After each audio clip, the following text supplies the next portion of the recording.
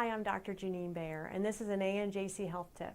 Today we're going to talk about backpacks because it's back to school time and it's important to keep that pack safe so that it's not injuring spines and growing tissues. Initially and first, you may need to choose a backpack. And when we're choosing a backpack, we want to make sure that we have 2 shoulder straps, has multiple compartments, and adjustable straps so we can change the height and where it hangs on the body. Those are very important things. We want to ignore the messenger packs. We want to ignore the wheelie, the pulleys. Those can be unsafe on stairways and in hallways as students are changing classes. So we really want to stick with a 2-strap backpack. That's our best choice. Also, when you're packing the backpack, that's important. So how are you distributing the weight? How are you distributing where the books go, where the compass goes, where the pens go, where the laptop in some cases go?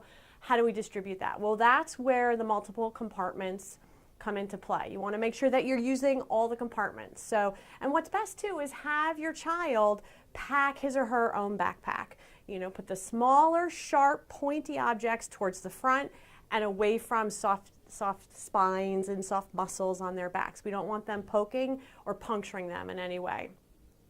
Once you have the backpack packed, it's important to understand, well, how much does this weigh as it relates to your child's body weight? It's very important that this backpack not be more than 10 to 15% of your child's total body weight. That's very important. So how do we figure that out? So the best thing for you to do is to weigh your child and get their body weight, and then weigh the backpack. That's an important number. So we're going to divide the weight of the backpack, right? Divide the weight of the backpack by the weight of the child. That's going to give you the total percentage of total body weight that backpack is, okay? At ANJC, we have established green zones for weight, yellow zone for weight, and red zone for weight, right? So green is go. Anything that's less than 10% of total body weight is green zone. You're good, you're fine, terrific, move on. 10 to 15% of total body weight, we call that the yellow zone. That's the alert zone. That says, hey, this backpack's starting to get a little bit heavy.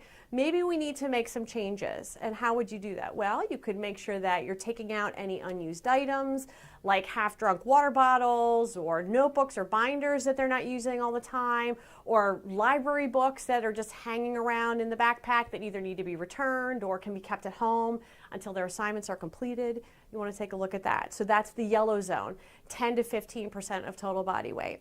When you start having your child's backpack weigh outside of 15% of their total body weight, we call that the red zone. That's the time, that's the zone where the weight of the backpack is going to start potentially making muscles tight, changing postural development. When we're doing this every day and we're wearing this backpack every day outside of 15% of total body weight, that's a concern.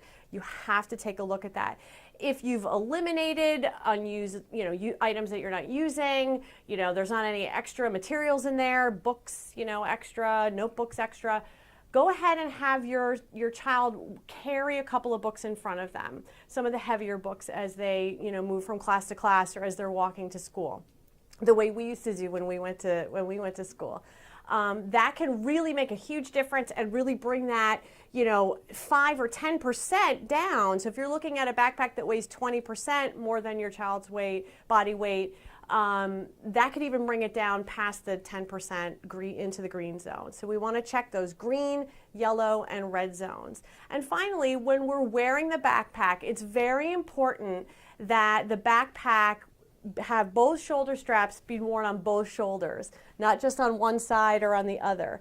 That's going to distribute that weight that you've spent so much time kind of perfecting to be distributed across the body and the spine evenly. That's really, really important. This is where injury and muscular tightness and postural development come into play. So we have 2 straps, wearing them on both straps. Now how low should it hang, right? So that backpack should really hang just below the waist of the child. So about an inch or 2 below where the belt is or where their belt line would be.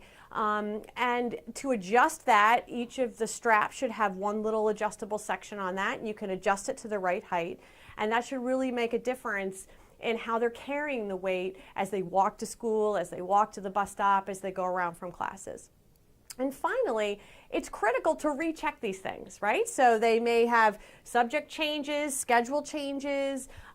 They may just be accumulating things in their backpack, like we all kind of accumulate things in our briefcases and our purses.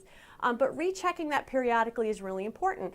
And first and foremost, check your straps. Make sure that they haven't come loose so that the backpack's hanging down too low. Ask your child or try to notice if they're wearing the backpack on both shoulders, but then also reweigh. So reweigh that backpack and double check that it's still in that green zone particularly, or not outside of that yellow zone, that 10 to 15%. This has been an ANJC Health Tip.